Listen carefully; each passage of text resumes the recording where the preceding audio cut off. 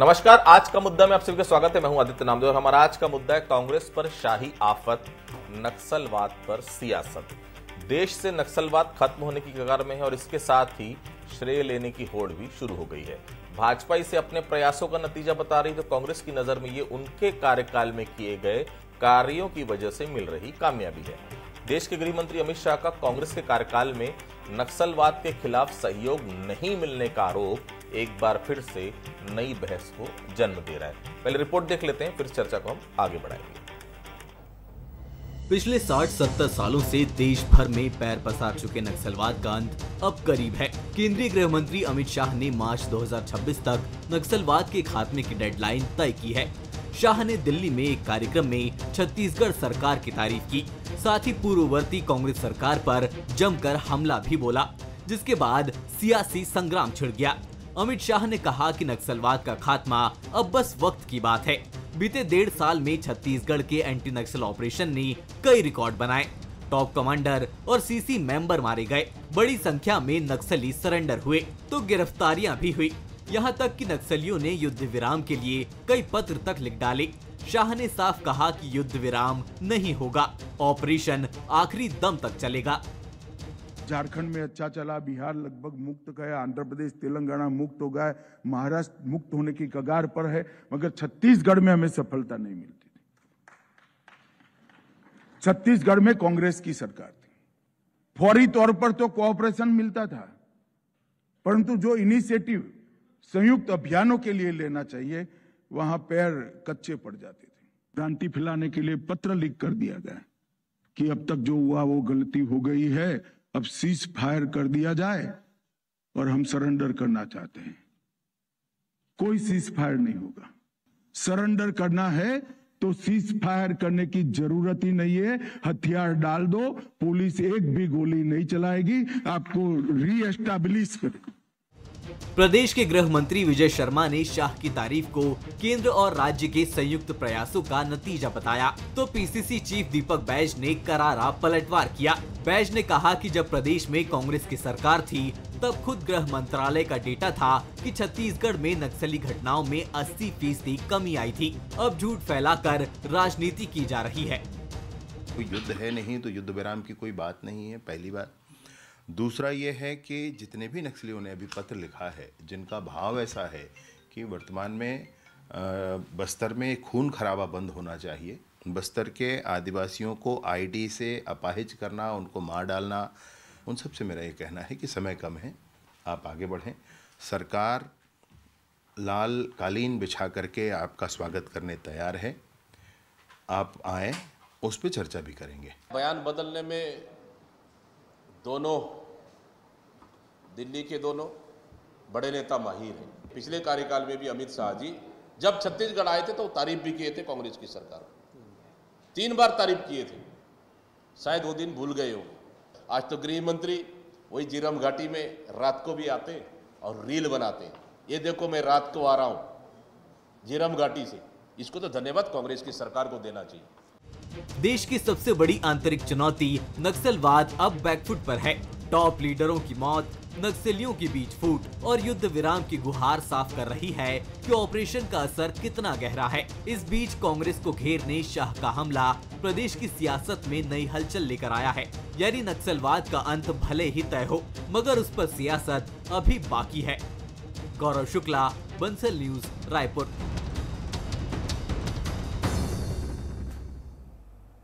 इस रिपोर्ट को देखने के बाद ये सवाल उठना लाजमी है कि नक्सलवाद का खात्मा जरूरी है या फिर श्रेय लेना। लेकिन जब राजनीति नफा नुकसान के लिए हो, तो हर मुद्दे पर राजनीति और श्रेय की होड़ लग जाती है। अब नक्सलियों का वर्षों पुराना राज खत्म हो रहा है, तो जाहिर है भाजपा इसे हर हाल में भुनाने की कोशिश कर रही है। लेकिन श्रेय से अलग भी एक बात है। एक आरोप ये है कि क्या कांग्रेस कार्यकाल में केंद्र सरकार को नक्सल मोर्चे पर सहयोग नहीं मिल पाता था? क्या केंद्र और राज्य में एक ही पार्टी की सरकार नहीं होने की वजह से ही नक्सलवाद इतना लंबा खिंच गया? पीसीसी का जो कहना है दीपक बैज साहब का कि कांग्रेस कार्यकाल की खुद अमित शाह ने कई बार तारीफ की जवान आज जिस रास्ते से ऑपरेशंस में जा रहे हैं वो सड़क भी कांग्रेस की बनाई हुई है। ये साबित करता है कि नक्सलवाद का खात्मा होने पर कांग्रेस भी श्रेय लेने में पीछे नहीं रहेगी। तो क्या नक्सलवाद पर राजनीति जरूरी है? भाजपा और कांग्रेस में श्रेय लेने की होड़ क्या ओछी राजधानी है, ओछी राजनीति है, माफ कीजिएगा। चलिए करते हैं बहस की शुरुआत। बंसल से कुछ सवाल हैं इसमें। पहला सवाल है, नक्सलियों की युद्ध विराम की मांग ऑपरेशन की सफलता है या रणनीतिक चाल? दूसरा, क्या नक्सलवाद को लेकर कांग्रेस पर शाह का निशाना राजनीतिक चाल है? तीसरा सवाल, क्या लाल आतंक पर सियासत सुरक्षा बलों के मनोबल पर असर डालती है? मेहमानों से मिलूंगा। के.एस. चौहान साहब मेरे साथ स्टूडियो में मौजूद हैं, बीजेपी के वरिष्ठ नेता प्रवक्ता हैं। सुरेन वर्मा साहब हैं, कांग्रेस के वरिष्ठ नेता प्रवक्ता हैं, बहुत स्वागत करता हूँ। उचित शर्मा जी हैं, वरिष्ठ पत्रकार हैं, बहुत स्वागत करता हूँ। सबसे पहले चौहान साहब को बताऊं। चौहान साहब, नक्सलवाद का खात्मा जरूरी है या फिर श्रेय लेने की आपाधापी? अमित शाह के बयान को थोड़ा विस्तार से समझाइए चौहान साहब। बिल्कुल, बहुत ही अच्छा सवाल है। और निश्चित ही रूप से कि ये जो आदमी होता है, जो पार्टी होती है, उसकी वैसे ही मंशा बन जाती है और उसकी विचारधारा भी बन जाती है। हमारे लिए, भारतीय जनता पार्टी के लिए, नक्सलवाद को मुक्त करना और जिस हिसाब से जो विश्वास के साथ छत्तीसगढ़ की जनता ने, हिंदुस्तान की जनता ने हमारे को अपना आशीर्वाद दिया है, उस पर खरा उतरना, उनके विश्वास पे खरा उतरना। अब मैं आ जाता हूं कि ऐसा अमित शाह जी ने क्यों बोला। तो आप ये भी देखिए कि आंकड़ों के हिसाब से जब रमन सिंह की सरकार रहती है या विष्णुदेव साई की सरकार आती है तो सरेंडर ज़्यादा क्यों हो जाते हैं और एसेसिनेशन ज़्यादा क्यों हो जाता है? क्यों हो जाता है? जहां पर हम लोग 5 साल का रिकॉर्ड देखेंगे आदित्य जी, तो इनके जो सरेंडर करने की स्थिति थी भूपेश सरकार की, वो 2019 में 340, 2020 में 352, 2021 में 353, 2022 में 855 और लास्ट साल 2023 में जिस समय चुनाव था उस समय सिर्फ 111। ऐसा क्यों? 2011 इनके सरेंडर हुए हैं पूरे 5 साल में। ऐसा क्यों हो जाता है? जबकि 2015 जब रमन सिंह की सरकार थी, 2015 में 1686 और 2016 में 3239 क्यों आ जाते हैं? ये सवालिया निशान है, सरेंडर करने का सवालिया निशान है। अरे आप 111 आप सरेंडर करवाते हैं, उससे ज्यादा तो हमने एक साल में मार गिराए थे 290 पहले ही साल में, और अभी आज 450 से ज्यादा हम जो गिरा चुके हैं, मार के गिरा चुके हैं। पूरे 5 साल आप नहीं गिरा पाए, क्यों? ये सवालिया निशान है। और उसके बाद सरेंडर और गिरफ्तारी वो हमारी 5 साल ज्यादा, 2 साल में ज्यादा हो गई जितनी आपके 5 साल में नहीं हुई। ये सवालिया निशान ये दर्शाता है कि आपने इनिशिएटिव नहीं लिया। क्यों नहीं लिया? नहीं तो ये समस्या जो है छत्तीसगढ़ से पहले ही निजात पा चुकी होती। ठीक है सुरेन जी, अगर कांग्रेस की सरकार नक्सलियों के खिलाफ इतना ही अच्छा काम कर रही थी सुरेन जी, तो फिर 2023 के पहले ही नक्सलवाद खत्म क्यों नहीं हो गया? सुरेन जी। आदित्य जी, आप वरिष्ठ पत्रकार हैं, आपने ये देखा है कि छत्तीसगढ़ में नक्सलवाद को खाद पानी देकर बढ़ाने का काम किस सरकार में हुआ। सुदूर दक्षिण बस्तर के 3 ब्लॉक से 14 जिलों तक प्रसार हुआ भारतीय जनता पार्टी के पूर्ववर्ती सरकार में। अभी ये गिना रहे थे सरेंडर के आंकड़े, एनसीआरबी का आंकड़ा है, आपको मैं दिखाता हूँ, ये ऑथेंटिक है जो केंद्रीय गृह विभाग जारी करती है। सबसे ज़्यादा नक्सल घटनाएं यदि कभी हुई 1936, संख्या भी बता देता हूँ मैं, वो 2010 में। 2008 से लेकर 2013 तक जितनी घटनाएं हुई आप गवाह हैं उसके, चाहे ताड़मेटला हो, चाहे कलेक्टर का अपहरण हो, चाहे एसपी की शहादत हो। और हमारी सरकार आने के बाद में जिस प्रकार से विकास, विश्वास और सुरक्षा को लेकर काम किया गया, उसके तहत ये एनसीआरबी का आंकड़ा है। देखिए, केंद्रीय गृह मंत्री को जो है अपने विभाग के द्वारा जारी आंकड़ों पर भरोसा नहीं है, तो ये इससे दुखद और निंदनीय कुछ नहीं हो सकता। जिसमें ये कहा गया कि 2018 से 2023 के बीच शहादत में 73%, 73% और नक्सल घटनाओं में 53% की कमी आई। और सबसे महत्वपूर्ण बात यह है आदित्य जी, जितने बार 2018 से 23 के बीच में देश के गृह मंत्री माननीय अमित शाह जी छत्तीसगढ़ आए, हर बार नक्सल मोर्चे की, नक्सल अभियान की तारीफ किए। यूनिफाइड कमांड में भी कई बार उन्होंने भागीदारी की, और जब संयुक्त अभियान होता था तो उसमें तो बाकायदा नेतृत्व करते थे और हर बार तारीफ करते थे। ये जो वीडियो आ रहा है, ये जो बयान आए हैं भारतीय जनता पार्टी के किसी राजनीतिक कार्यक्रम का है। संविधान की शपथ लेकर जिम्मेदार पद पर बैठे देश के गृह मंत्री यदि दलीय चाटुकारिता में गलत बयानी करते हैं तो इससे दुर्भाग्यजनक कुछ नहीं हो सकता। यह शहादत का अपमान है जिन शहीदों ने, अभी हाल ही में आपने देखा जून में 9 जून को एडिशनल एसपी आकाश राव जी की शहादत हुई, जहां नक्सल गतिविधियां नहीं होती थी। कवर्धा में, बेमेतरा में, मध्य प्रदेश के बॉर्डर से मंडला बालाघाट से नक्सलियों के मूवमेंट आ रहे हैं, गरियाबंद में, मैनपुर में जो अभियान चल रहे हैं आप भी देख रहे हो। तो हम इसमें राजनीति नहीं करते क्योंकि कांग्रेस ने शहादत दी है। नक्सल का श्रेय जो है लेने के लिए इस प्रकार से संवैधानिक पद पर मेरा इतना ही निवेदन है कि देश के गृह मंत्री के पास में यदि ये खबर है, यदि वो मानते हैं कि राज्य सरकार कोऑपरेट नहीं करती थी तो उनके पास तो अधिकार था। आंतरिक सुरक्षा के लिए नक्सलवाद सबसे बड़ा खतरा है। मनमोहन सिंह सरकार के समय से भी यहाँ पर जो है लगातार सपोर्ट किए जाते रहे। मोदी सरकार ने 12,000 करोड़ से ज्यादा का पैसा जो नक्सल मोर्चे पर केंद्रीय बल तैनात है पाई वसूल लिए।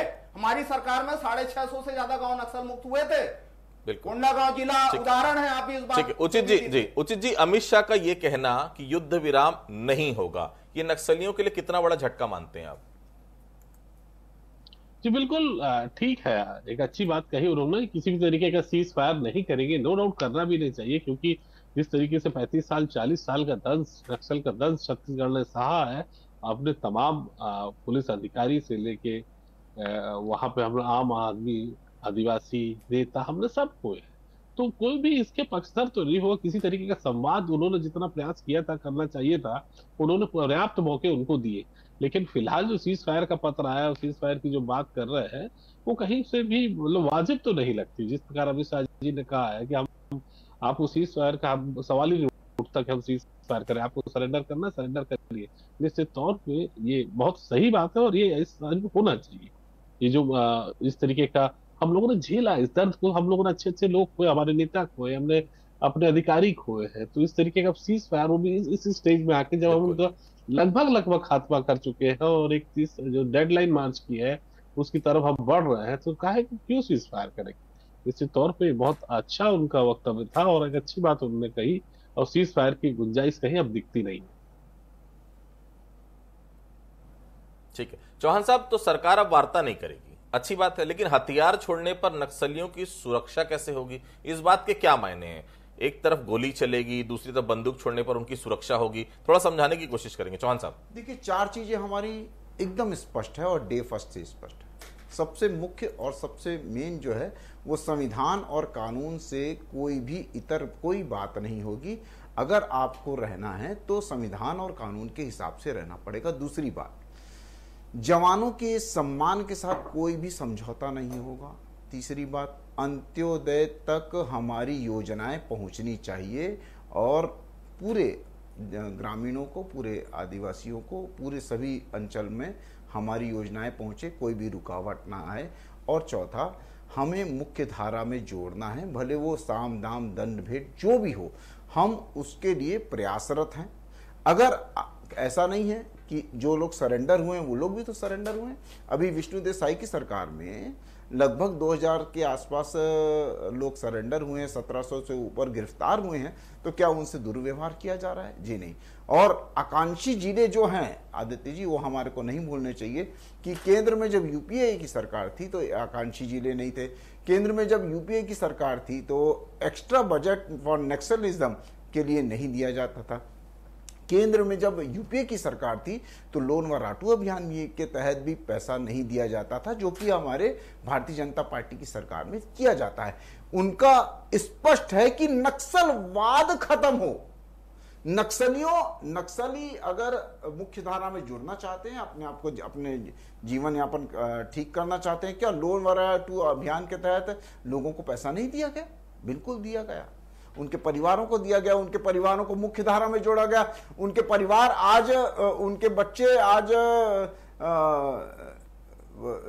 हॉस्पिटल की और दूसरी अन्य सुविधाएं ले रहे हैं। तो वो क्या है? मुख्य धारा में जोड़ा गया है। और दूसरी बात, ऐसा भारतीय जनता पार्टी की सरकार में नहीं होता था और कांग्रेस की सरकार में, भूपेश सरकार में ऐसा क्यों होता था कि वो नक्सलवादी मार्च पास्ट करते थे या शक्ति प्रदर्शन करते थे? ऐसा क्यों होता था कि उनके कार्यकर्ता दूसरे राज्यों में पकड़ाए जाते थे उनका उपचार करने के लिए? ऐसा क्यों होता था कि टारगेट किलिंग की जाती थी? लेकिन 25 मई 2013 की घटना भी कांग्रेस ने सही है। बिल्कुल नंदकुमार बिल्कुल पटेल, सही है मतलब उसका। जितने टॉप लीडरशिप, क्या कोई पार्टी अपनी गलती के चक्कर में टॉप लीडरशिप खत्म करना चाहिए? कोई नहीं कर सकता। राजनीति अपनी जगह है, क्या कोई कर सकता है? बिल्कुल इसका वो सिर्फ कांग्रेस के लीडर नहीं थे आदित्य जी, बिल्कुल वो छत्तीसगढ़ के लीडर थे। बिल्कुल वो छत्तीसगढ़ के लीडर थे और जनप्रतिनिधि थे, उसमें से कई जनप्रतिनिधि थे। उसको हमने खोया है, छत्तीसगढ़ ने खोया है। और उसके बाद आपका परफॉर्मेंस क्या है? जब आपके पास आती है कमान आती है, तो आपको तो और बढ़ चढ़ के करना चाहिए था। 2015 में जब हमने 1686 सरेंडर करवाए थे, 2016 में 3200 सरेंडर करवाए थे, तो आपके इतने 300 से के आंकड़े पार ही नहीं कर पाए। ठीक है, उनके गृह मंत्री जाते ही नहीं थे बस्तर, तो क्या करेंगे आप बताइए?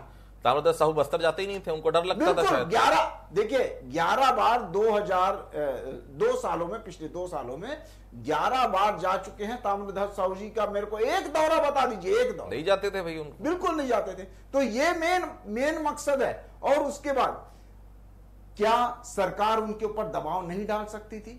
क्या मुख्यमंत्री जी दबाव नहीं डाल सकते थे? क्या पूरी जो कैबिनेट है वो दबाव नहीं डाल सकती थी कि आप वहां पर जाइए और वहां पर काम करिए? क्यों नहीं किया? क्योंकि मंशा ही नहीं थी। ठीक है सुरेंद्र जी, आपके कार्यकाल में नक्सलियों की संख्या अगर कम हो रही थी, तो फिर अभी जिस तरह की सफलता मिल रही थी, वैसी सफलता आपके कार्यकाल में क्यों नहीं मिली? न सरेंडर, न एनकाउंटर, क्या कारण था इसका? आदित्य जी, कांग्रेस सरकार ने नक्सल मोर्चे पर जो नीति बनाई थी वो विकास, विश्वास और सुरक्षा को लेकर बनाई थी। आप इस बात के गवाह हैं कि जगरगुंडा बासेगुड़ा मार्ग जो है 15 साल के रमन राज में बंद था, वो न केवल खुला, इंद्रावती पर 2 पुल सहित बस्तर में लगभग 56 पुल नदियों पर बनाए गए।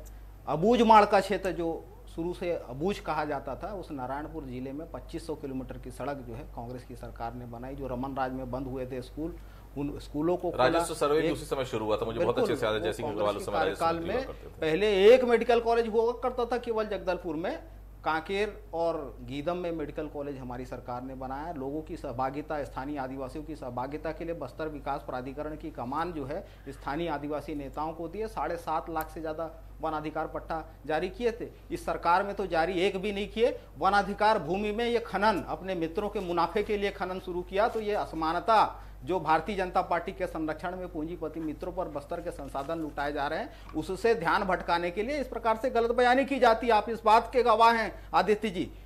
राज्य सूची का विषय होता है गृह। प्रदेश के गृह मंत्री जब नए नए बने थे, उनका ये दावा था कि हमने QR कोड जारी किया, हमने गूगल फॉर्म जारी किया, हम नक्सलियों के साथ बैठ के लाल भाजी पार्टी करके लाल भाजी खा के बात करेंगे। क्या हुआ उन वादों का? देखिए, चर्चा जो है संविधान में, सबसे पहले तो स्पष्ट कर दूं कि हमारे संविधान में हिंसा के लिए कोई स्थान नहीं है। यदि नक्सलियों को बात करना है तो पहले हथियार छोड़े, हिंसा का रास्ता छोड़े। लेकिन सरकार का क्या दायित्व है? आपने देखा, मैतई और कुकी आतंकी संगठनों से भाजपा की बात चल रही है। जिस प्रकार से नॉर्थ ईस्ट में जब चल रहा था, वो बोडो, उल्फा, तमाम आतंकी संगठन है, उनके साथ तो भाजपा चुनावी लाभ के लिए गठन करती है। लेकिन यदि बातचीत का रास्ता निकलता है तो उसमें आपत्ति क्यों? मूल बात, भारतीय जनता पार्टी के नेता कैसे गलत बयानी आज कह रहे हैं, विजय शर्मा, कि आज से वैचारिक लड़ाई शुरू। अरे भाई, जब से नक्सलवाद आया है तब से वैचारिक लड़ाई है, हमारी भी आपकी भी। जो संविधान के खिलाफ है उनके खिलाफ वैचारिक लड़ाई जो है 1967 से जारी है और इसके खात्मे तक जारी रहेगी।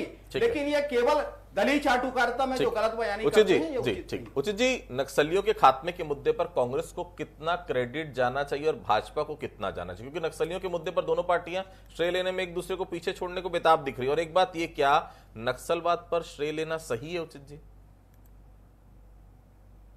इस मामले को लेके आदित्य जी, मेरी विचार थोड़े से भिन्न है। मैं इस बात से संजीदा नहीं हूं, इस बात से इत्तेफाक नहीं रखता कि इस पे कांग्रेस का हल्कापन था। क्रेडिट की बात है, नो डाउट कि इसमें क्रेडिट ली जा रही है, राजनीतिक पार्टियां क्रेडिट लेती है। पुल पुलिया, BMW रोड का भी तो क्रेडिट लेते हैं, फिर तो ये बड़ी बात है, नो डाउट। लेकिन अगर ये कहे कि अगर मुझसे कोई कहे कि आपके कोई भी CM काम नहीं किए, तो मैं इस बात को एग्री नहीं करता। अजीत जोगी ने काम किए हैं, डॉक्टर रमन सिंह ने काम किए हैं, भूपेश बघेल ने काम किए, विष्णुदेव साय भी काम कर रहा है। तो ऐसा कोई CM नहीं होगा जिन्होंने अपने अपने हिसाब से काम नहीं किया हो। अगर ये कह रहे हैं कि पूर्व सरकारों ने काम नहीं किया, तो ये बात सही नहीं है। इससे पूरा हिंदुस्तान जानता है कि छत्तीसगढ़ में सबसे ज्यादा शहादत को अगर किसी श्रद्धांजलि दी है तो डॉक्टर रमन सिंह ने दी है। वो बात अलग है कि उनने सबसे ज्यादा राज भी इस पे किया है। तो क्या ये मान लें कि उसे डॉक्टर रमन सिंह ने कोई काम नहीं किया?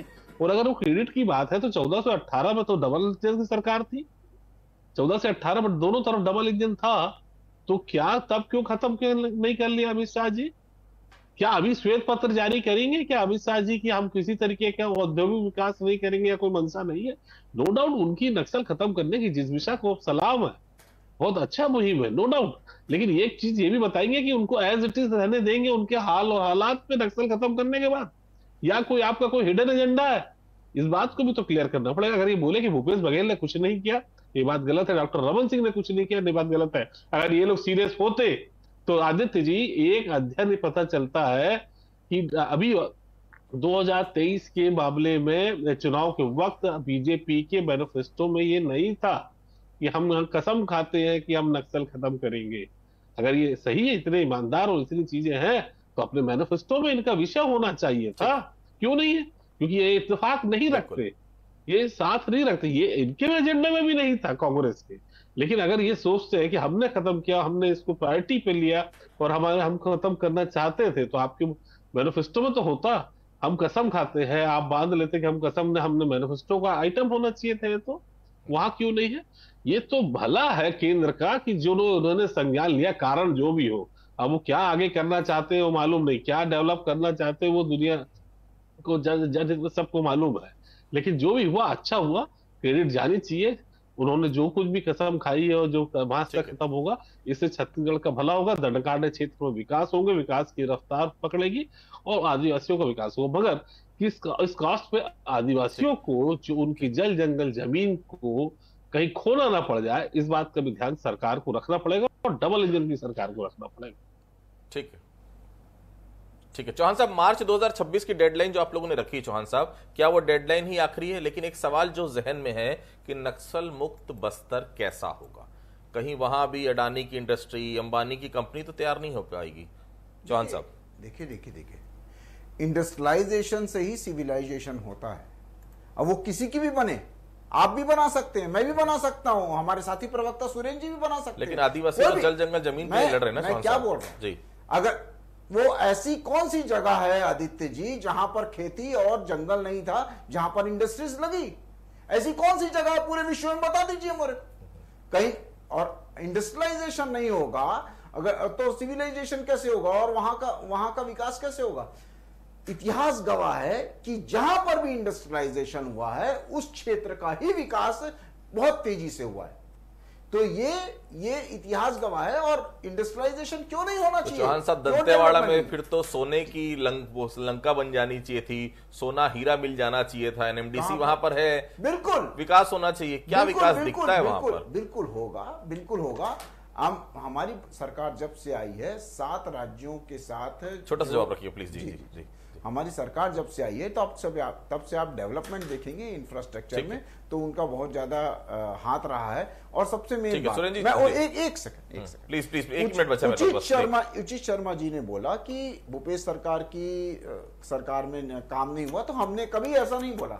हुआ, लेकिन गति धीमी थी। आप खुद देखिए कि 111 लोग ही सरेंडर होते हैं। ठीक है, आंकड़ा बात है। इसमें ऐसा क्यों? सुरेंद्र जी, 2026 के बाद का बस्तर कैसा होगा? आपके मन में कोई शंका तो नहीं? क्योंकि सरकार ने साफ कर दिया कि बस्तर छत्तीसगढ़ नहीं पूरे देश में अपनी सुंदरता के लिए प्रसिद्ध होगा। सुरेंद्र जी, छोटा सा। आदित्य जी, सरकार की नीयत ठीक नहीं है। आपने जो औद्योगिकरण की बात कही, एनएमडीसी का नगरनार प्लांट, देश के प्रधानमंत्री, देश के गृह मंत्री हर चुनावी सभा में कहते थे नहीं बिकेगा। आप दीपम की साइड खोल के देख लीजिए, नंदराज पर्वत फर्जी एनओसी लगा के अडानी को दिए। भाजपा के लिए जो है औद्योगिकरण का मतलब केवल अडानी है। अडानी के हमारे के तौर पर कर रही है।